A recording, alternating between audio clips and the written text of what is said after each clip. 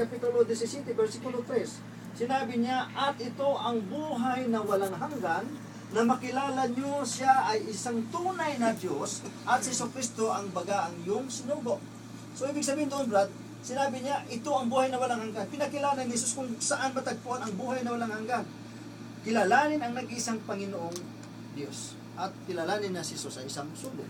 So, ganun ho ang pananampalataya sa Islam.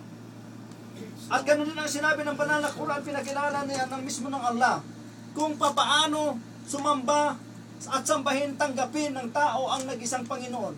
Sinabi niya sa ngalan ng Allah, sabi niya, Bismillahirrahmanirrahim, Qul huwallahu ahad, Allahus samad, lam yalid, walam yulad, walam yakul lahu kufuwan ahad.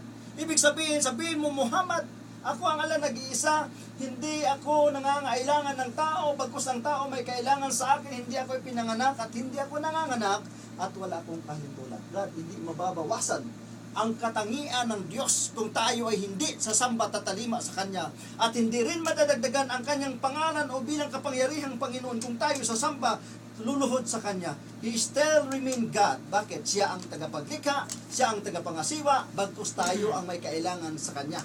Ngayon nga, naghihikahos tayo. Wala tayong sahod, di ba? Kailangan natin yung pera. Sinong gumawa ng pera? May trabaho lamang tayo dito. Yung Allah. Lahat ang dito sa atin ay, ito ay nanggagaling doon sa nag-isang Panginoong Allah. Anong sabi ng banal na Quran? Sabi niya, I have been created you and the work that you have. Ang ganda ba itong mensahe ng Allah? Sabi niya, ako, nilalang ko kayo at ang mga bagay-bagay na inyong ginagawa. So yun natin makikita mga kapatid, na without Him, we can do nothing of this world. Kung wala sa Kanya, wala tayong magagawa. Kung ano man ang iyong gagawin dito sa mundo, wala tayong magagawa sapagkat siya ang may hawak dito. Siya ang may akda sa lahat ng ating mga pangangailangan. Anong kailangan natin sa Kanya?